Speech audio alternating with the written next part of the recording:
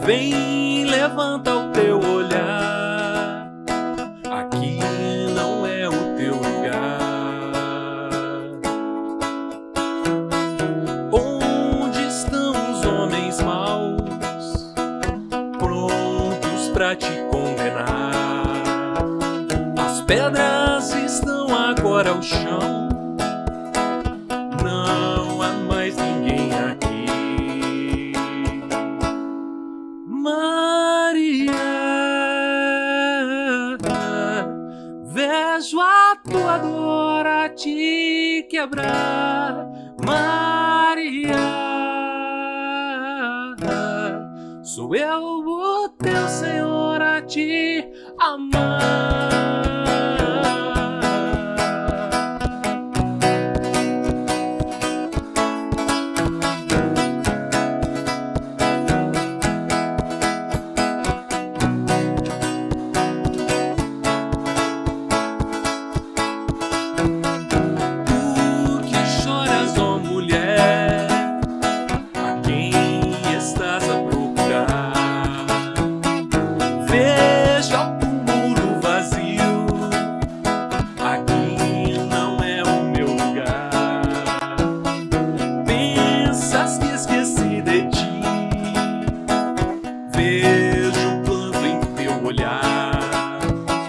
Pedra da morte removi, não há mais ninguém ali. Maria, vejo a tua dor a te quebrar. Maria, sou eu o teu Senhor a te amar.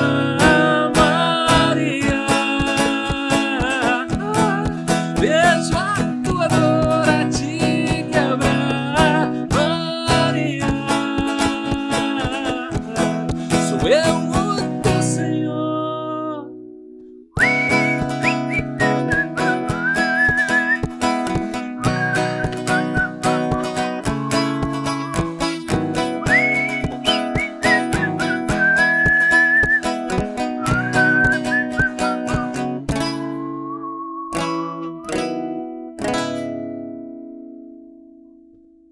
Senhor Jesus, clamamos pela tua doce e santa presença nesse encontro.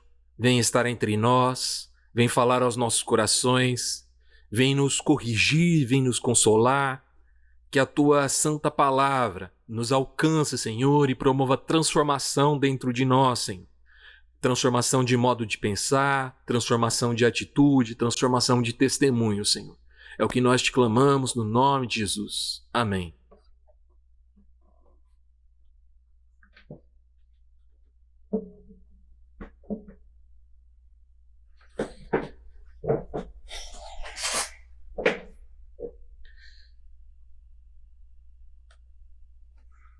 Bom, não sei quantos conhecem essa canção.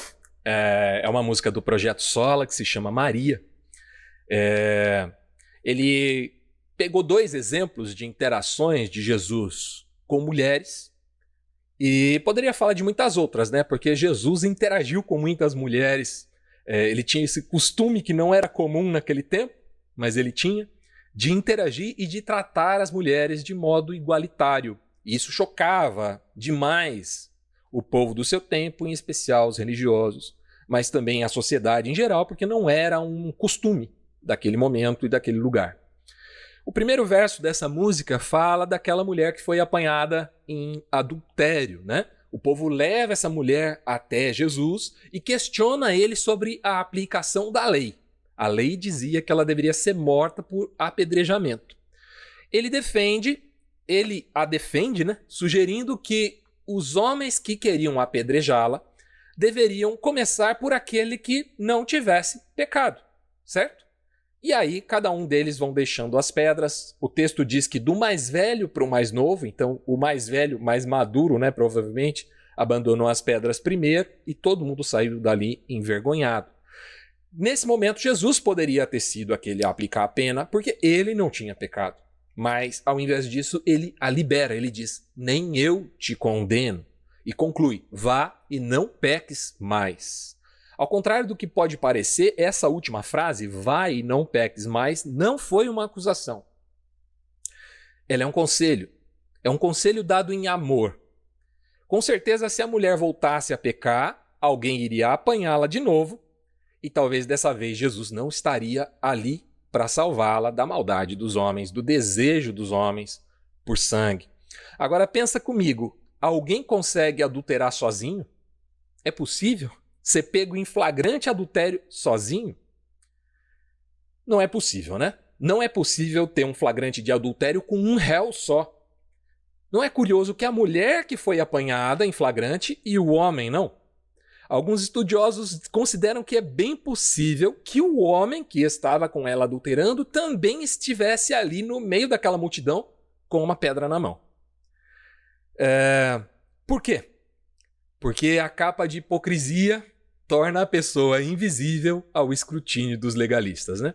Então, uma vez agindo como um hipócrita, ele era mais bem aceito naquele meio. A segunda parte da música fala de Maria Madalena. Foi a primeira pessoa que testemunhou a ressurreição de Jesus, Maria Madalena.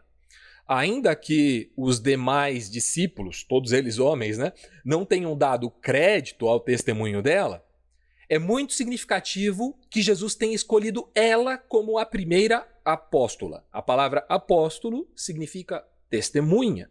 Ela foi a primeira pessoa na terra que testemunhou a ressurreição. Ela viu, se alegrou, contou para os outros.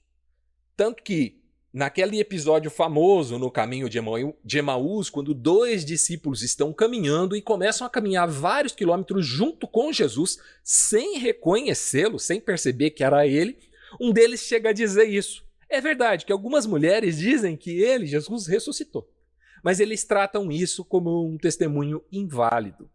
Na interpretação dos rabinos judeus e também do Alcorão islâmico, o testemunho de um homem vale pelo menos o de 2 mulheres. Você precisa de 2 homens para testemunhar sobre alguma coisa? Então, automaticamente, você vai precisar de 4 mulheres. Eles consideravam a palavra da mulher menos confiável. Não parece engraçado que eles não consideravam as mulheres dignas de confiança, mas Jesus, sim.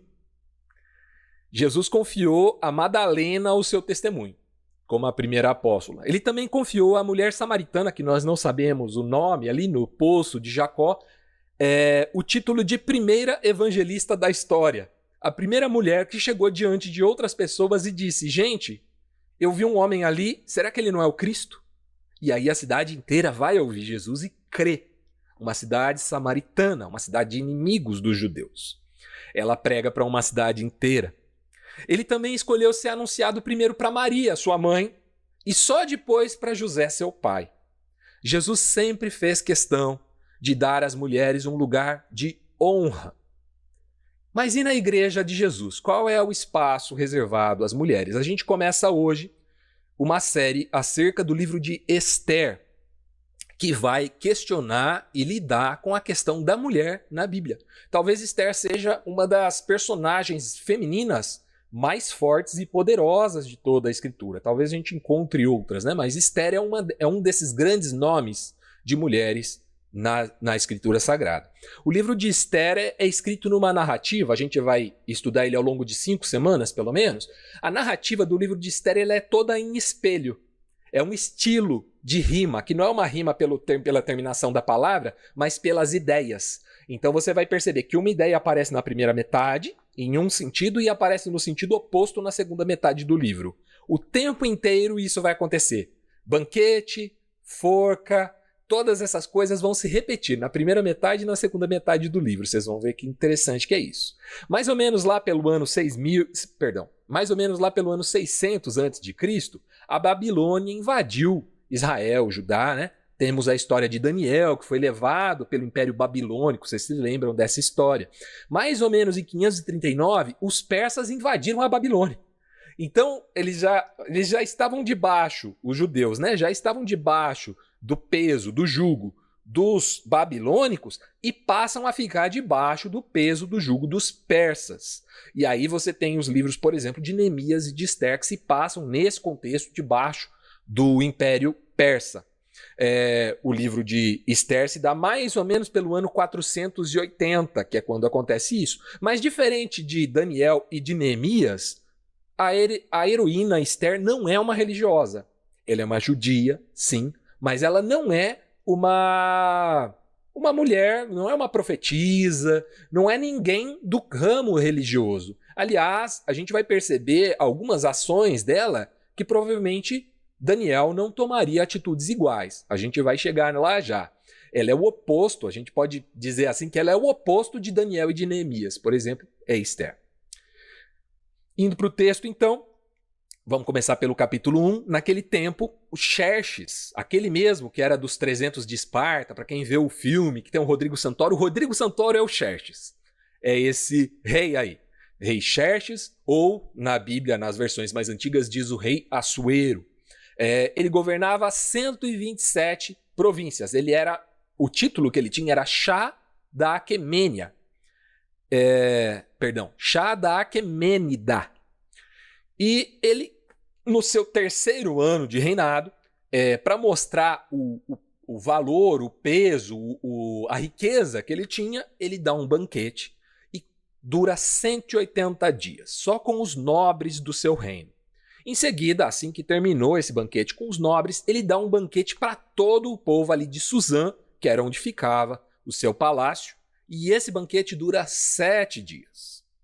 Ester 1, de 6 a 9, diz assim, o pátio estava enfeitado com cortinas brancas de algodão e com tapeçarias azuis, presas com cordas de linho branco e fitas vermelhas. Estavam presas a argolas de prata fixadas a colunas de mármore.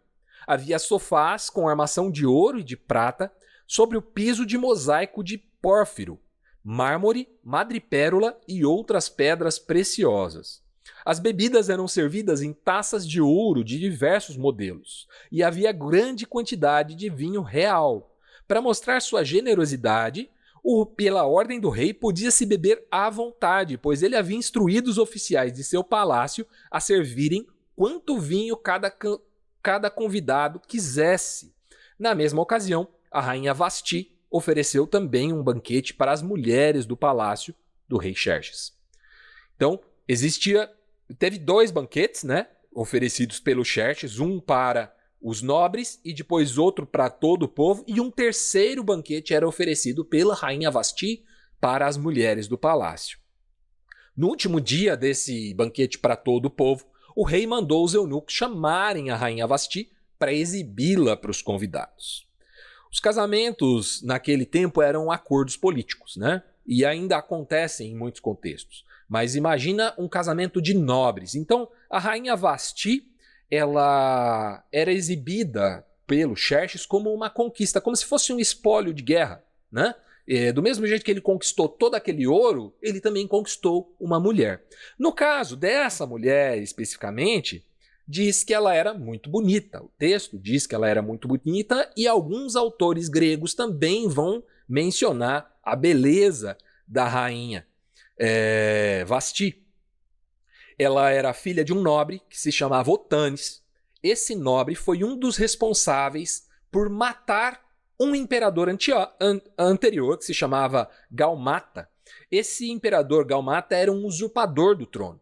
E ele foi morto por Otanes e um conselho de nobres, né, que mataram esse imperador, e assumiu o trono Dário I, que é o pai de Xerxes. Então, Dário I subiu ao poder quando Otanes matou o imperador anterior, e aí os dois negociaram o casamento dos filhos. O casamento do filho de Dário, herdeiro do trono, Xerxes, e o casamento da filha de Otanes, que se tornaria a rainha Vasti. Nós a conhecemos como Vasti, mas existe um outro nome dela também pela historiografia persa e grega. Acontece que nesse dia ele queria exibi-la, e o que ela fez? Recusou-se. Ela tinha os próprios convidados e o próprio banquete dela mesma. O historiador grego Heródoto vai dar um apelido para a rainha Vasti. Ele diz que ela era uma fúria reinante. Ela era uma mulher de opiniões fortes e que tinha sua própria forma de viver a vida. Ela não queria se sujeitar ao rei Xerxes. Imagina que complicado, né?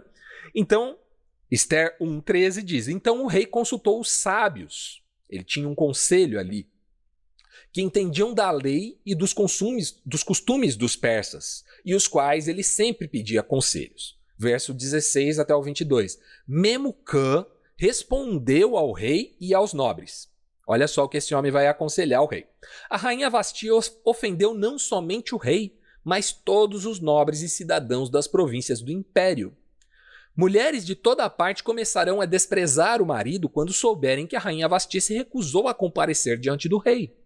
Antes de terminar esse dia, as esposas dos nobres do rei em toda a Pérsia e Média saberão o que a rainha fez e começarão a tratar o marido da mesma forma.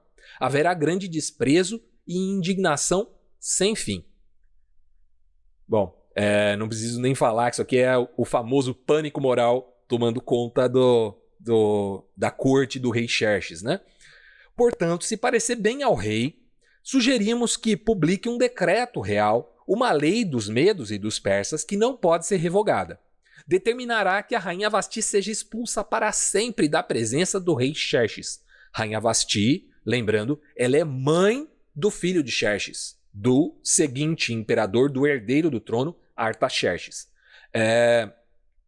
Então, e que o rei escolha uma outra rainha mais digna que ela. Quando o decreto for publicado em todo o vasto império do rei, maridos de toda parte, seja qual for a posição social, serão respeitados pela esposa. O conselho pareceu razoável ao rei e aos nobres, e ele aceitou a proposta de Memucã. Enviou cartas a todas as partes do império e cada província em sua própria escrita e língua, proclamando que todo homem deveria ser o chefe de sua própria casa e ter sempre a última palavra. Demais isso, né? Curioso, essa mulher, a Vasti, ela se tornou uma espécie de heroína, né, do empoderamento feminino, e o Xerxes se tornou um pária misógino, né?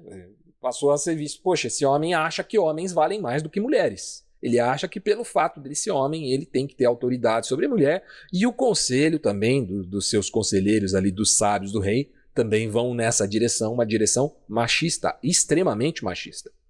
Vasti foi tratada como um ser inferior por ser mulher. Ela era filha de um nobre, né, como já disse, tinha tido um casamento arranjado por mérito do pai, e ao mesmo assim ela foi discriminada, assediada e por fim violentada. E isso é o oposto ao próprio evangelho. Vocês viram a música que a gente cantou no começo, como é que Jesus tratava as mulheres. Qual era o tipo de tratamento que Jesus dispendia às mulheres? Não era diferente do tratamento que ele dava aos homens. Ele as tratava com respeito, com honra, né? Escolhia muitas vezes honrar mulher ao invés de honrar um homem, né? E tratava de uma forma muito especial e muito carinhosa as mulheres.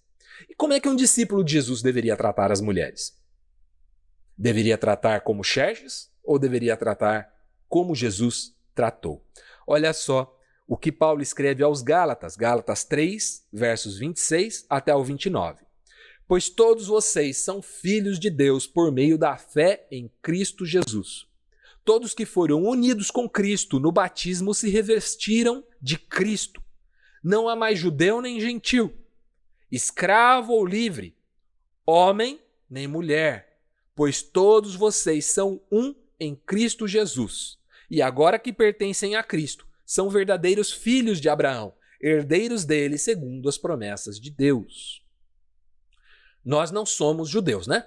Eu até tenho um sanguezinho bem distante, assim, de judeu, por causa da família da minha mãe, Stein. Stein é um judeu alemão. Mas não somos judeus, não somos herdeiros judeus, né? Nós só fazemos parte da herança de Cristo por causa dessas palavras de Paulo aqui. Diante de Deus não há judeu ou gentil. Mas espera, diante de Deus também não há homem ou mulher. Ele não faz essa distinção. O evangelho de Jesus Cristo se opõe a todo tipo de opressão, discriminação, assédio ou violência. Se um ser humano diminuiu o outro em nome de Deus, ele está pregando um outro evangelho. Isso vale para gênero, cor, orientação sexual, condição socioeconômica, religião, local de nascimento ou de origem, o que for. Nada justifica a gente tratar um ser humano diferente de outro ser humano. O evangelho prega, o evangelho nos revela a equidade de Deus. Deus escolhe se revelar. Deus escolhe fazer nascer o sol, até mesmo sobre as pessoas boas e as pessoas ruins. Então, o tratamento dispensado deve ser sempre igual ou, para dizer o mínimo, equilibrado, né? A gente sempre fala de equidade aqui, equilíbrio, né? Então, o tratamento deve ser equânime. Partindo para o item 2 aqui, a gente tem a resistência da Vasti, né? Diante dessa cena injusta, Vasti resistiu pacificamente. Olha que interessante. Vasti não falou assim, manda aquele safado sem vergonha e procurar as quengas dele. Ela não diz isso. Ela simplesmente se recusa a ir à presença do rei. Essa é uma forma correta, justa e, para não dizer bíblica, de resistir ao perverso. A Bíblia nos ensina isso. Resistam ao perverso. Dessa forma, pacificamente. Pacificamente. A resistência pacífica, que também é chamada de desobediência civil, não é só um direito, mas é um dever do cristão. A igreja nasceu num contexto de resistência. Olha só o que diz lá Mateus 24, versos 12 e 13. O pecado aumentará e o amor de muitos se esfriará, mas quem se mantiver firme até o fim será salvo. Se você já foi diminuído ou diminuída por qualquer motivo que seja, aqueles mesmos que eu elenquei lá em cima, racial, sexual, econômico, qualquer que for, resista. Se necessário, denuncie, mas não se submeta a nenhum tipo de opressão. Foi para a liberdade que Cristo nos libertou. Gálatas 5, 1 e 2, né? Não se submetam novamente à escravidão da lei. Prestem atenção. Eu, Paulo, lhes digo, se vocês se deixarem ser circuncidados, Cristo de nada lhes servirá. Paulo estava falando aqui acerca de uma opressão religiosa, que obrigava aqueles que não eram judeus a também se circuncidarem. E ele diz que se eles acatassem essa lei, que era uma lei passada do Antigo Testamento, e o sacrifício de Cristo, nada serviria para eles. Eles deveriam resistir a essa pressão.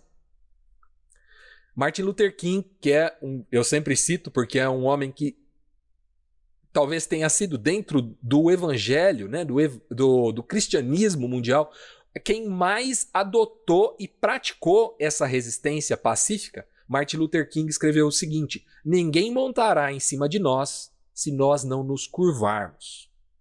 E foi isso que Vasti fez. Ela não se curvou, né?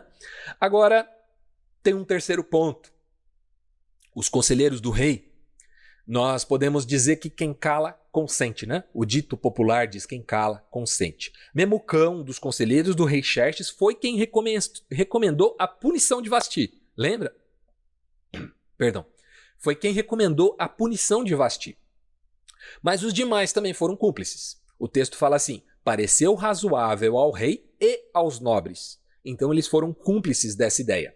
Você já ouviu a expressão em briga de marido e mulher, não se mete a colher? É mentira. Se mete a colher sim. Em briga de marido e mulher, além de ser pecado, é um crime. Lembra do princípio da equidade, do equilíbrio? Você tem um homem muito mais forte do que uma mulher.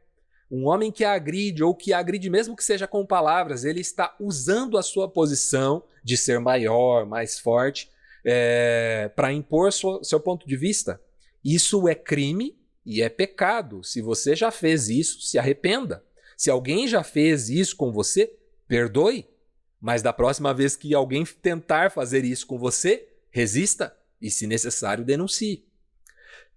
Repreenda. Se você ver isso acontecendo com um terceiro, vamos dizer que você não é nem o agressor, nem a agredida, né? Repreenda o agressor. Proteja a vítima. Denuncie. Tem um telefone para isso, é 180. Se você vê um homem e uma mulher brigando na rua, no trânsito, onde quer que seja, passa a mão no telefone 180. A Bíblia nos diz lá em Tiago 4,17, lembrem-se que é pecado saber o que deve fazer e não fazê-lo. Quando nós nos calamos diante da injustiça, nós estamos sendo cúmplices dessa injustiça. E o nome disso é pecado. No final, outra frase do Martin Luther King, no final, nós não nos lembraremos das palavras dos nossos inimigos, mas do silêncio dos nossos amigos. Ficar em silêncio, e eu já tive experiência de uma vez estar comentando sobre a postura machista de um colega em comum, e uma amiga minha virou e falou assim para mim, mas você se calou, você não se posicionou, você foi um daqueles que ficou quieto. E aquilo pesou um piano nas minhas costas. Porque era verdade, eu tinha me calado mesmo. Eu não, em momento algum. E eu tinha toda a liberdade de repreendê-lo. Provavelmente ele me ouviria, mas eu não fiz. Então, aquele que sabe o que deve fazer e não faz, Tiago 4,17, comete pecado. Jesus defendeu a mulher adúltera, que a gente citou no começo do apedrejamento. Jesus também defendeu a mulher do fluxo de sangue, não sei se vocês se lembram disso, uma mulher sangrando, ela não poderia andar no meio da multidão, na verdade ela não poderia nem sair para a rua, mas ela anda no meio da multidão e vai e toca as vestes de Jesus. Jesus a protege nesse momento, porque ali ela poderia também sofrer uma punição. Jesus também defende aquela prostituta que entra na casa do fariseu com um vaso de perfume para lavar os pés dele, e ele usa aquela mulher como exemplo. Ela fala, ela foi muito perdoada, por isso ela ama muito. Ele usa aquela mulher para dar uma lição para aqueles homens. Ele defende ela. Jesus acolhe a mulher samaritana, que nós citamos também no começo, a mulher do poço de Jacó. Acolhe ela, ela fala, como é que você, sendo homem e judeu, quer falar comigo, que sou uma mulher samaritana? O costume dos judeus era que se uma mulher samaritana bebesse da água de um poço, aquele poço era impuro. Nenhum judeu poderia beber. Jesus, mais do que isso, pede para ela que pegue a água para ele do poço. Ele a trata em honra. Ele a trata como uma igual, como uma semelhante. Jesus acolhe também aquela mulher estrangeira, e esse é um dos textos mais difíceis. Uma mulher estrangeira que vem pedir para Jesus um favor, e ele fala, mas você é estrangeira, não convém dar a comida dos filhos para os cachorrinhos. E a mulher responde, os cachorrinhos comem das migalhas que caem da mesa. Eu tenho dificuldade com esse texto, sabe? Tenho muita dificuldade. Porque dá para imaginar que Jesus sabia da resposta dessa mulher, estava provando a sua fé. Já vi muitas explicações desse tipo. Mas cada vez mais eu olho para Jesus como Deus que se esvaziou, que se fez como homem, que talvez naquele momento ele não tenha dado a atenção devida mesmo para aquela mulher. E aí quando ela age dessa forma, aquilo o quebra. Jesus fala, não vi fé semelhante em lugar nenhum. Que coisa linda a fé dessa mulher, né? E aquilo desmonta toda aquela cena montada, né? Que o estrangeiro tinha que ficar do lado de fora. A fé da mulher é um exemplo. Jesus também acolhe aquela viúva de Naim, lembra da história? Jesus está vindo com uma comitiva, todo mundo feliz, celebrando, a agenda montada, tudo certinho. E de repente vem um cortejo fúnebre indo na direção oposta. Jesus, não pode parar, vambora, que a gente está atrasado, a gente tem agenda. A gente está celebrando. Por que a gente vai parar por causa de um sepultamento? Jesus vai e descobre que aquela mulher tinha perdido, ela já era viúva e tinha perdido seu último filho. Então diz o texto que Jesus toca no defunto e ele volta. E aí passa a não ter mais duas multidões, mas uma multidão só, porque o cortejo fúnebre se junta àquela multidão que seguia Jesus e eles vão juntos para a celebração. seguem juntos e alegres. Concluindo, o objetivo de resistir e denunciar estruturas de opressão não é vingar o oprimido. Sentimento de vingança não combina com o evangelho. Essa seria uma batalha perdida. Mas o propósito de você resistir, de você denunciar, é trazer o opressor de volta à razão. Martin Luther King vai falar sobre transformar inimigos em amigos. A resistência e a repreensão se dão no ambiente do amor. E é desse modo que Jesus nos ensinou a lidar com os nossos inimigos. Vocês ouviram o que Moisés falou? Ame o seu próximo e odeie o teu inimigo. Eu, porém, vos digo, amem os vossos inimigos e orem por aqueles que os perseguem. Para finalizar, outra frase do Luther King. A escuridão não pode combater a escuridão. Só a luz pode fazer isso. O ódio não pode combater o ódio. Só o amor pode fazer isso. É isso que eu queria compartilhar com vocês hoje. E eu gostaria de fazer uma pergunta para a gente participar e todo mundo poder trazer alguma contribuição.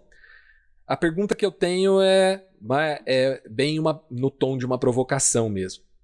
Vamos ver onde nós chegamos com essa conversa. De modo geral, a igreja valoriza e respeita as mulheres? Os cristãos do nosso tempo valorizam e respeitam as mulheres? Independente da sua resposta, se sim ou não, eu queria saber quais devem ser os nossos primeiros passos nessa direção de valorizar as mulheres, valorizar e respeitar as mulheres. E aí, fiquem à vontade para abrir os microfones, participar, contribuir, discordar, acrescentar. Olha só, eu queria primeiro te agradecer, porque se você chegou até aqui é porque você assistiu essa pregação inteira. Uma vez que você chegou até aqui, você deve ter percebido que no final da mensagem eu dou um espaço para todo mundo interagir e participar. E se você está vendo esse vídeo no YouTube, você também pode interagir e participar aqui embaixo nos comentários, dando a sua contribuição. Se você gostaria de participar ao vivo com a gente, agora está mais fácil do que nunca. Você só acessa igrejapresente.com/encontro. A gente está sempre ali, aos sábados, às 20 horas. É só chegar, participar, edificar e ser edificado com a gente. Clicando neste botão aqui, você segue o nosso canal e clicando neste botão aqui, você tem acesso a todas as nossas reuniões da Igreja Presente. Seja muito bem-vindo e aproveite. Abraço, tchau, tchau.